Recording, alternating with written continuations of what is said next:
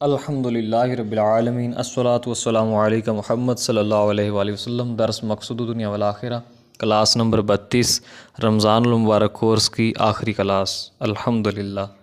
موضوع عید کے دن کی سنتیں۔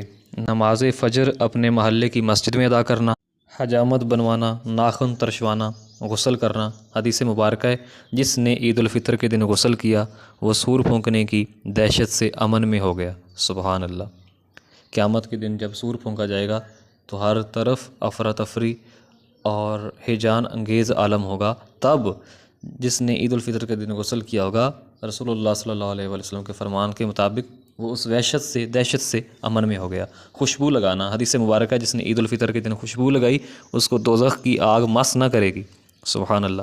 مسواک کرنا، نئے یا دھلے ہوئے کپڑے پہننا، خاص عیدگاہ کو جانا، جہاں پہ زیادہ گیدرنگ ہو وہاں پہ اہتمام کر کے جانا، پھر آتے ہوئے اور جاتے ہوئے راستہ بدلنا، عیدگاہ جاتے ہوئے عید الفطر میں تکبیر کا آہستہ پڑھنا اور عیدگاہ میں پہنچ کر ختم کرنا۔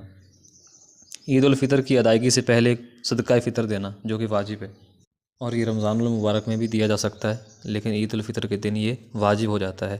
نماز عید سے پہلے ادا کرنا چاہیے۔ اگر کسی وجہ سے رہ جائے تو یہ ختم نہیں ہو جاتا، بلکہ بعد میں بھی دینا ضروری ہوتا ہے۔ عید الفطر کی نماز سے پہلے کچھ میٹھا کھانا، یہ سنتیں ہیں رسول اللہ صلی اللہ علیہ وآلہ وسلم کی عید کے دن پر۔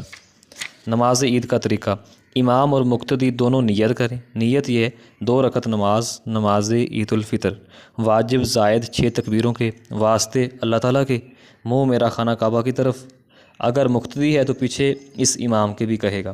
تکبیر تحریمہ اللہ اکبر کہہ کر ہاتھ باندھ کر سبحانک اللہم یہ ثنا پڑے گا، پھر دونوں ہاتھ کانوں تک اٹھائیں جس طرح رفع یدین کیا جاتا ہے، اور دونوں ہاتھ نیچے چھوڑ دیں۔ پھر دوسری مرتبہ تکبیر کہہ کر پہلے کی طرح ہاتھ کانوں تک اٹھا کر چھوڑ دیں۔ 2 تکبیریں ہو گئی۔ پھر تیسری مرتبہ تکبیر کہہ کر ہاتھ باندھ لیں۔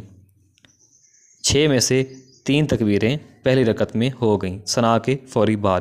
امام تعوذ، اب اس کو پڑھنے میں اکثر غلطی ہوتی ہے، تو اس کو درست پڑھنے کا انداز ہے اعوذ باللہ، الف کے اوپر زبر ہے، عین کے اوپر پیش بھی ہے اور آگے واو بھی ہے، تو اس لیے یہ پڑھا جائے گا اعوذ باللہ۔ اعوذ باللہ بالکل نہیں ہے، اعوذ باللہ۔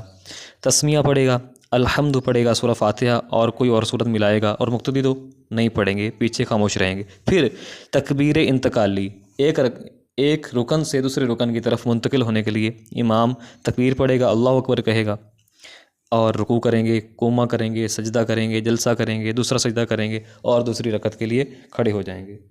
اب دوسری رکعت میں امام سورۃ الفاتحہ پڑھے گا اور قرات کرے گا، مقتدی سنیں گے۔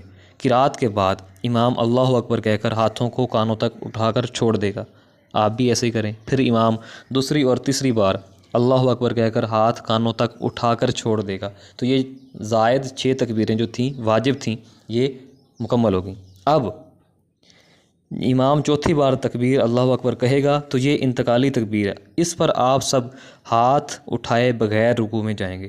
یہ انتقالی تکبیر رکن منتقل ہونے کے لیے، یعنی قیام سے رکوع میں جانے کے لیے، یہ اس نماز میں واجب ہے۔ پھر بعد رکوع، قومہ یعنی سیدھا کھڑا ہونا، سجدہ، جلسہ 2 سجدوں کے درمیان، اور قعدہ سے نماز کو مکمل کریں۔ پھر امام خطبہ پڑھے گا۔ پہلے خطبہ میں خطیب کا نام بیٹھنا سنت ہے، پہلے خطبہ سے پہلے 9 بار اور دوسرے خطبے سے پہلے 7 بار، اور ممبر سے اترنے سے پہلے 14 بار اللہ اکبر کہنا سنت ہے۔ الحمدللہ یہ کورس پایا تکمیل کو پہنچا۔ اللہ کریم اپنی پاک بارگاہ میں قبول فرمائے۔ اللہ کریم مرشد کریم کا یہ فیض عام فرمائے، اور جو پڑھا اس پر مجھے عمل کرنے کی توفیق عطا فرمائے، جو سنا آگے پھیلایا، اللہ کریم آپ کو بھی اس کا اجر عطا فرمائے۔ سیدی مرشدی حضرت علامہ و مولانا پروفیسر ڈاکٹر محمد مقصود الہی نقشبندی المعروف حضرت محبوب سعید دامت برکاتہم العالیہ، جنہوں نے یہ خوبصورت نصاب مقصود دنیا والآخرہ فرض علوم کے بارے میں تحریر فرمایا، اور جہاں سے ہم فیضیاب ہوئے، الحمدللہ اللہ کریم آپ کو صحت سلامتی والی، تندرستی والی عمر خضری عطا فرمائے، اور آپ کا سایہ پوری امت پر تا دیر قائم و دائم رکھے، اور آپ کے مشن اسلامی روحانی مشن العالمی کو دن دگنی رات چگنی ترقی عطا فرمائے۔ آمین ثم آمین۔ عید الفطر کی خوشیاں بہت بہت مبارکباد۔ تقبل اللہ منا و منکم صالح الاعمال۔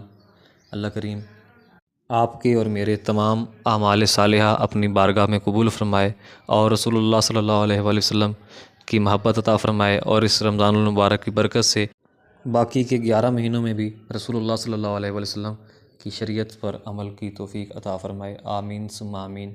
اللہ کریم عالم اسلام اور ملک پاکستان کی خیر فرمائے، اور مظلوم فلسطینیوں اور کشمیریوں کی مدد فرمائے، اور ان کو آزادی عطا فرمائے، آمین ثم آمین۔ السلام علیکم ورحمۃ اللہ وبرکاتہ۔